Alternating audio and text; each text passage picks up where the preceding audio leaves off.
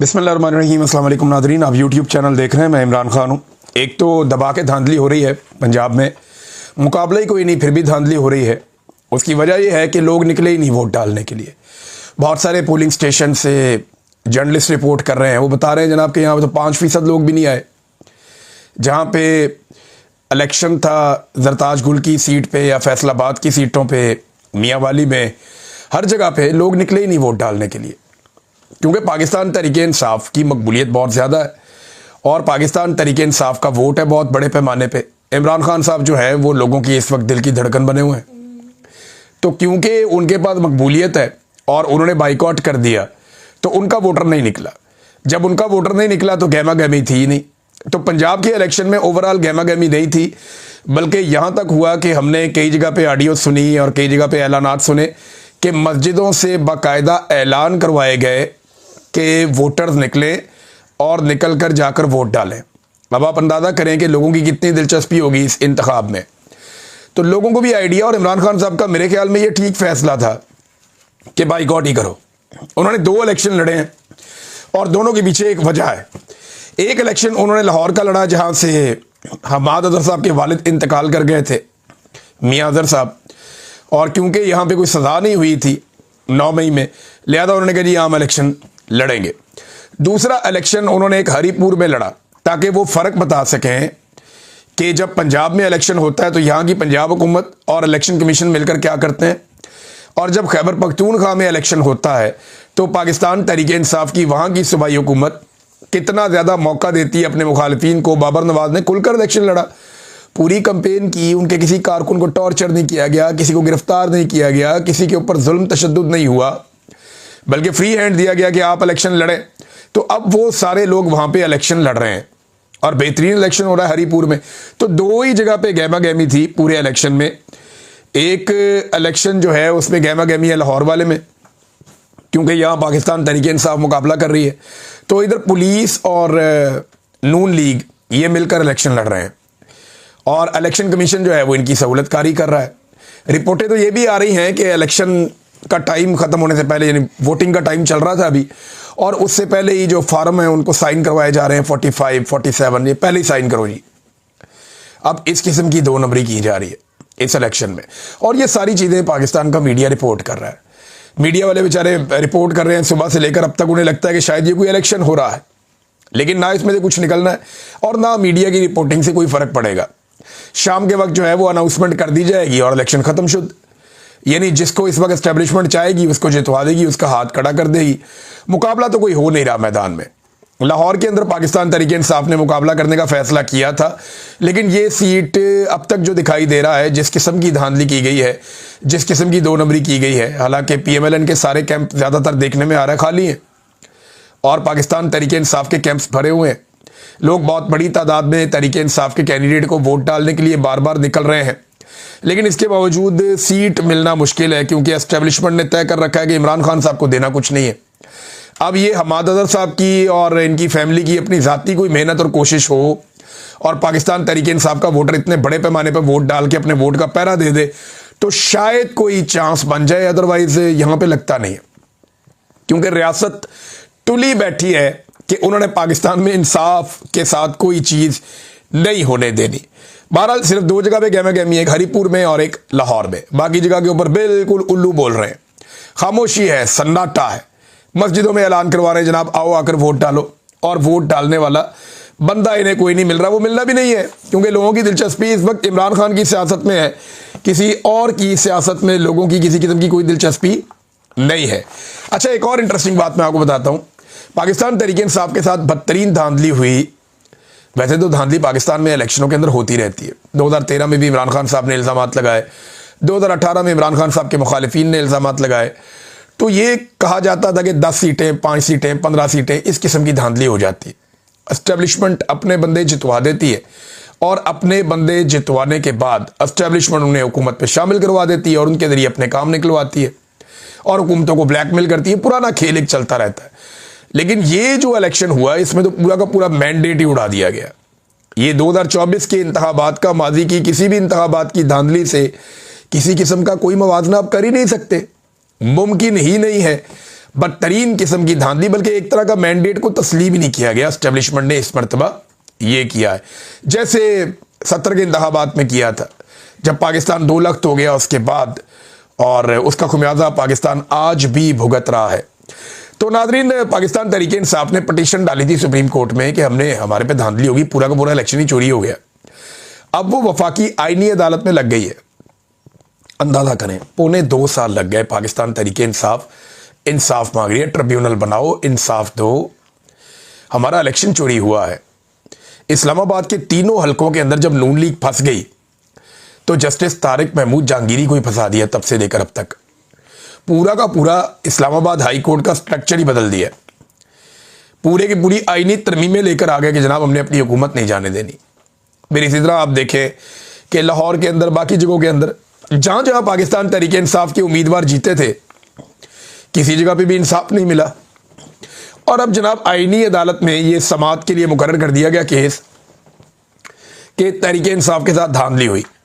अब 25 नवंबर को इसकी समाअत की जाएगी। और जो बड़ी इंटरेस्टिंग बात है वो ये है कि जस्टिस आमिर फारूक साहब, अल मशहूर इस्लामाबाद हाई कोर्ट वाले, जिनकी अदालत से इमरान खान साहब को जबरी तौर पे अगवा किया गया और वहां पे बहुत सारे लोग वो देख रहे थे, और उस गैर कानूनी अमल को ये जज साहब ने हलाल करार दे दिया था, कानूनी करार दे दिया था। बाद में सुप्रीम कोर्ट ऑफ पाकिस्तान ने उसको उड़ा दिया था, पूरी दुनिया में मजाक बना था। वो वाले जस्टिस आमिर फारूक साहब जो इमरान खान साहब के केसेस लगने नहीं देते थे, वो वाले जस्टिस आमिर फारूक साहब जिन्होंने इंसाफ नहीं दिया। पाकिस्तान तहरीक इंसाफ को हमेशा उनसे शिकवा और शिकायत रही। वो जस्टिस साहब जो है वो समाअत करेंगे। उनकी सरबराही के अंदर जनाब बेंच बन गया। उस बेंच के अंदर और जजेस देखें आप, बड़ा इंटरेस्टिंग है ये। अली बाकर नजफी साहब, कमाल नहीं हो गया? फिर के आगा साहब, और इसके बाद जस्टिस रोजी खान और जस्टिस अरशद हुसैन शाह। ये जनाब 5 रुकनी बेंच बन गया। अब ये बेंच सुनेगा कि पाकिस्तान तहरीक इंसाफ के साथ धांधली हुई और किस तरह की धांधली हुई। नाज़रीन, पाकिस्तान तहरीक इंसाफ आहिस्ता आहिस्ता मोमेंटम पकड़ रही है एहतजाज का। होगा क्या, मैं आपके सामने पूरी पिक्चर रख देता हूं कि अब होना क्या है और ये हुकूमत कर क्या सकती है। लेकिन इससे पहले मैं आपको एक स्टेटमेंट बताता हूं जो फील्ड मार्शल आसिम मुनीर कई जगह पे ये स्टेटमेंट दे चुके हैं। और ये जो स्टेटमेंट है इसके बारे में फखरुर रहमान साहब जर्नलिस्ट हैं, उन्होंने बाकायदा एक इंटरव्यू दिया सियासत.pk को, और उसमें उन्होंने बताया जी एक जगह पे नहीं कई जगह पे मुख्तलिफ मकामात पर पाकिस्तान के फील्ड मार्शल आसिम मुनीर ये बात कर चुके हैं कि जब तक मैं फील्ड मार्शल हूं इमरान खान रिहा नहीं हो सकता। और ये बात ठीक है। आसिम मुनीर साहब को खतरा है कि अगर इमरान खान बाहर आएगा तो पब्लिक के अंदर इतनी ज्यादा मकबूलियत है कि वो एक ऐसी तहरीक खड़ी कर सकते हैं जिससे फील्ड मार्शल आसिम मुनीर और उनके बनाए हुए पूरे के पूरे निज़ाम को खतरा हो जाएगा। फिर उनके अपने लिए खतरात पड़ जाएंगे। लिहाजा वो इमरान खान साहब को इस मकबूलियत के आलम में छोड़ने का रिस्क नहीं ले सकते। और ये बात वो कई जगहों पे कह चुके हैं, ये दावा किया फखरुर रहमान साहब ने।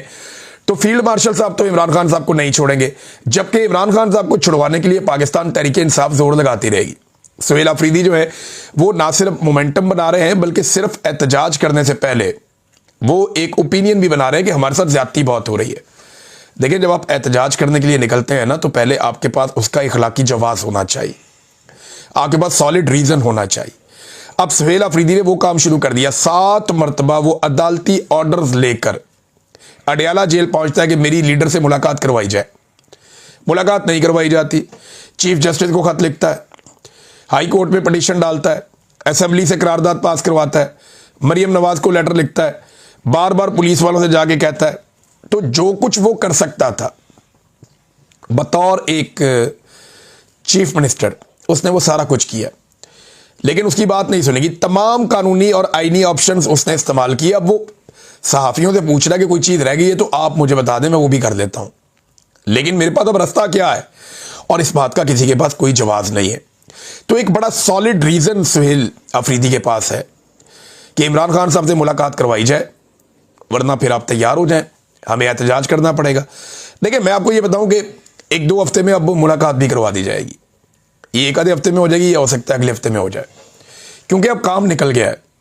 आसिम मुनीर साहब का वो जो टफ टाइम था जिसको उन्होंने गुजारना था, उन्हें लगता था कि ये टाइम मैं गुजार दूंगा तो इसके बाद मैं नाकाबिले तस्खीर हो जाऊंगा, वो टाइम उन्होंने तकरीबन गुजार लिया। आज है जी 23 तारीख, 23 नवंबर, और अगले 5-6 दिन गुजारने, उसके बाद सुहेल अफरीदी साहब जाएं और जाके इमरान खान साहब से मुलाकात कर लें। इमरान खान साहब उसके बाद बयानियां देंगे, इमरान खान साहब उसके बाद एक स्टेटमेंट जारी करेंगे। उस स्टेटमेंट से पाकिस्तान में हिलजुल होगी तो देखिए एक तहरीक तो पाकिस्तान में अब खड़ी होगी, 27वीं आईनी तरमीम इसकी वजह बनेगी। तो ये जो एक तहरीक अब खड़ी होने जा रही है ना, इस बार ऐसा नहीं होगा कि तहरीक इंसाफ के लोग लाशें छोड़कर भाग जाएंगे। इस मरतबा ऐसा भी नहीं होगा कि आप लाशें छुपा लेंगे, लाशें छुपाने वाला काम भी नहीं होगा। वो इस मरतबा पूरी तैयारी करके आएंगे। अगर वो आए इस्लामाबाद की जानिब, अव्वल तो और बहुत सारे ऑप्शन हैं उनके पास जिनको वो डिस्कस कर रहे हैं और वो सरप्राइजेस उन्होंने रखे हैं, लेकिन अगर वो आए इस्लामाबाद की जानिब तो इस मरतबा वो एक एक चीज़ को रिकॉर्ड करेंगे और एक एक चीज़ का हिसाब अपने पास रखेंगे।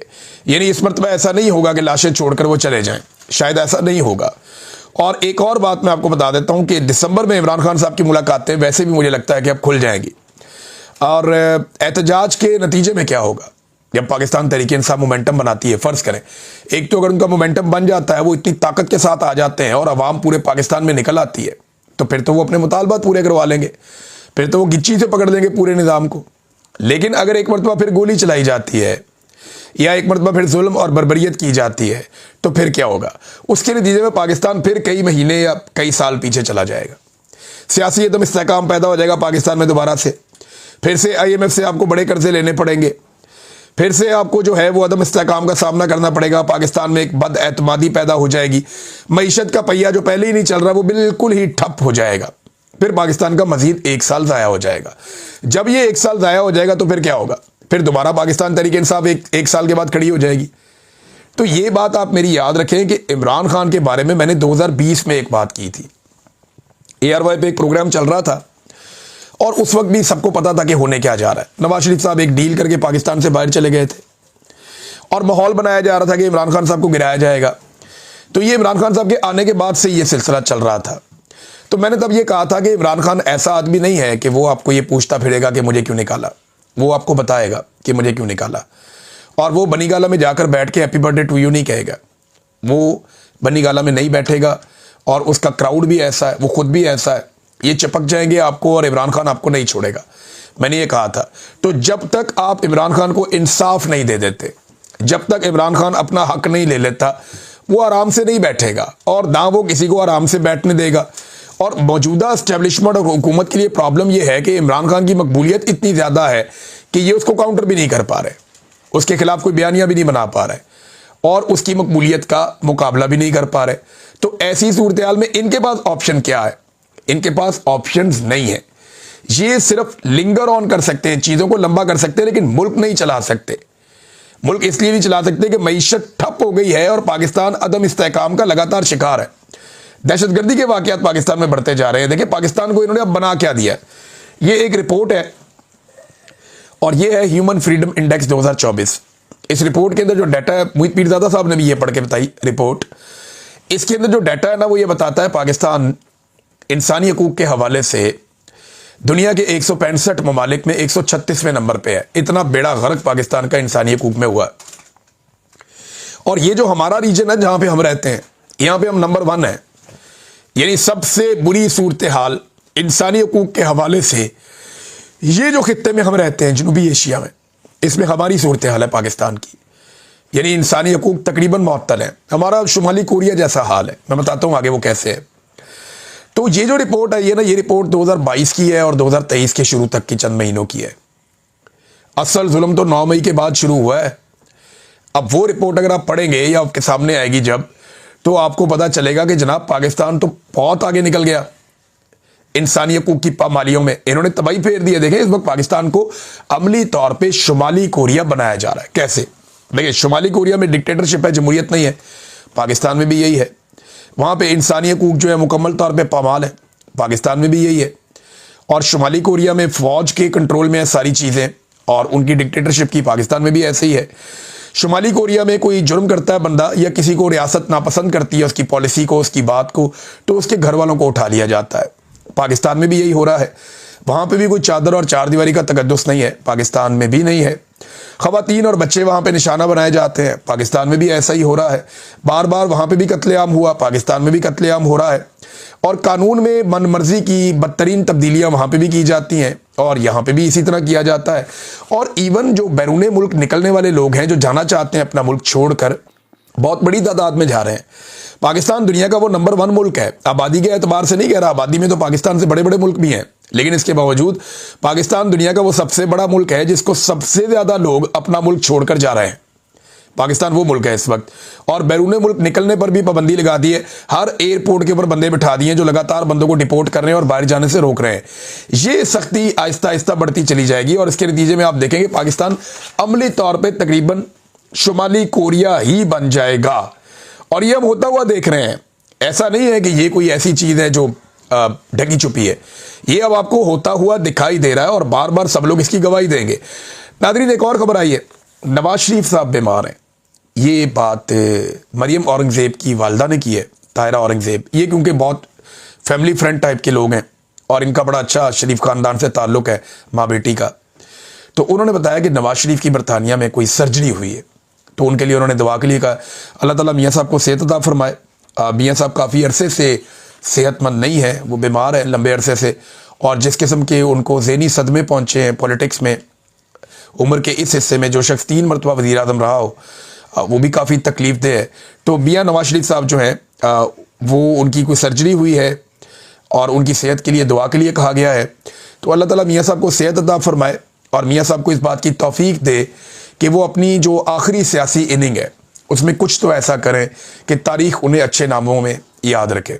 यानी तारीख में नाम तभी बनेगा ना जब वो मिलिट्री एस्टेब्लिशमेंट को उससे सियासी किरदार छीन लेंगे, वरना ये क्रेडिट इमरान खान के पास रहेगा, क्योंकि इमरान खान ने पब्लिक को इस काम पे लगाया। सबने कोशिश की, अपना अपना किरदार अदा किया, लेकिन जो इमरान खान ने किया वो पाकिस्तान में कोई नहीं कर पाया। इतने अच्छे तरीके से ये मामला पाकिस्तानियों को किसी ने नहीं समझाया हकीकी आज़ादी का, जैसे इमरान खान साहब ने समझाया है। अब नाज़रीन, जो पूरी दुनिया में इन्होंने जाके रोला डाला होता है कि पाकिस्तान में कोई करप्शन नहीं है, हम करप्शन का कोई मामला नहीं होने देते, तो ये 5300 अरब की करप्शन कहाँ से आई, ये रिकवरी कहाँ से आई? देखिए, इसके ऊपर अब बात होनी चाहिए ना। हुकूमत इसका क्या जवाब देगी? हुकूमत इसका कोई जवाब दे नहीं रही और ये हुकूमत का अपना डाटा है।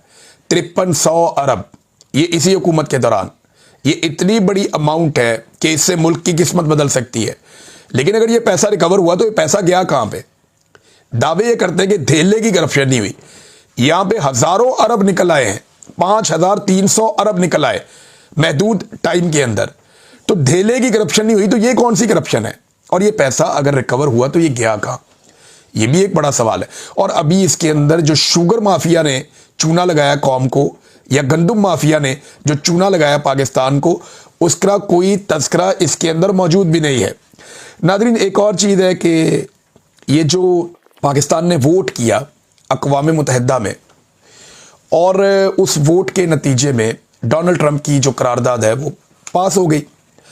चीन ने और रूस ने इस मरतबा हमायत नहीं की। पाकिस्तान पहली मरतबा, ऐसा लगता है कि शायद माजी में हो, लेकिन मेरी जो याददाश्त है उसके मुताबिक मैंने ये फर्स्ट टाइम ऐसा विटनेस किया या रिपोर्ट किया अपनी सहाफ़ती करियर में, कि चेक करूँगा मैं इसको भी, कि हम मुखालिफ सिमत पे खड़े हुए चीन और रशिया के साथ, और अमेरिका के जो प्रेसिडेंट हैं उनकी ख्वाहिश के मुताबिक हमने वोट कर दिया। अब सवाल ये पैदा होता है कि इससे तो इसराइल को फ़ायदा होगा। और अब तक का जो एक डाटा मैं आपके सामने रखने लगा हूँ, ये देखें कितना अफसोसनाक है। इसराइल ने बार बार जंगबंदी की खिलाफ वर्जी की है जब से जंगबंदी हुई है, और अब तक 500 खिलाफ वर्जियाँ इसराइल जंगबंदी की कर चुका है। 500 खिलाफ वर्जियाँ, ये अल जज़ीरा ने रिपोर्ट किया है। 342 अफराद शहीद हो चुके। गुज़िश्ता 24 घंटे की जो रिपोर्ट में पढ़ रहा था, 22 अफराद उसमें शहीद हुए हैं, और 5 लोग जो हैं इसमें वो हमास के रहनुमा शहीद कर दिए गए। हमास ने ये इंदिया भी दिया है कि इस तरह तो जंगबंदी ख़त्म हो जाएगी, फिर लड़ाई दोबारा से शुरू हो जाएगी। तो ये है जनाब सूरत हाल। अब वहाँ स्टेबलाइजेशन फोर्स अगर जाती है तो वो क्या किरदार अदा करेगी इस माहौल के अंदर? जब इसराइल हमले करता रहेगा तो फिर तो बहुत मुश्किल दिखाई देता है और बड़ी दिक्कत नजर आती है। इलॉन मस्क ने नादरीन एक अजीब कट्टा खोल दिया है। उन्होंने डाटा जाहिर कर दिया है कि कौन कहाँ से अपना एक्स अकाउंट वेरीफाई करवा रहा है या चला रहा है, कहाँ से वो बेस्ड कहाँ पे है, यानी ये जो अकाउंट है कहाँ पे बेस्ड है। तो इसमें ना एक बड़ा मज़ेदार काम ये हुआ कि बहुत सारे पाकिस्तानी लोगों के ऊपर ये इल्ज़ाम लगाया जाता था और पाकिस्तान की एस्टेब्लिशमेंट के जो टाउट्स हैं वो ये इल्ज़ाम लगाते थे, बार बार ये इल्ज़ाम आता था कि इनके अकाउंट्स इंडिया से ऑपरेट हो रहे हैं, इनके अकाउंट्स इंडिया से मैनेज हो रहे हैं, इनके अकाउंट्स इंडिया बेस्ड हैं। लेकिन जब इलॉन मस्क ने ये डाटा दिया, कुछ लोग कह रहे हैं कि ये जनाब जो सेफ्टी है लोगों की या उनकी जो प्राइवेसी है उसको जाहिर किया गया है और इसके ऊपर वो ये कह रहे हैं कि ये नहीं किया जाना चाहिए था। लेकिन मैं एक फ़ीचर ज़रूर देना चाहिए कि जो लोग ये समझते हैं कि उनका डाटा जाहिर ना किया जाए वो एक एप्लीकेशन देकर इसको रुकवा लें, ये होना चाहिए था लेकिन नहीं हुआ। अब उनकी अपनी एप्लीकेशन है, उनकी मर्जी, उन्होंने ये कर दिया। तो अब पता चल रहा है कौन सा अकाउंट कहाँ पे बेस्ड है। तो जिन जिन अकाउंटों के खिलाफ टाउटों ने ये प्रोपेगेंडा किया कि वो इंडिया से ऑपरेट हो रहे हैं, उनमें से कोई भी इंडिया से ऑपरेट नहीं हो रहा।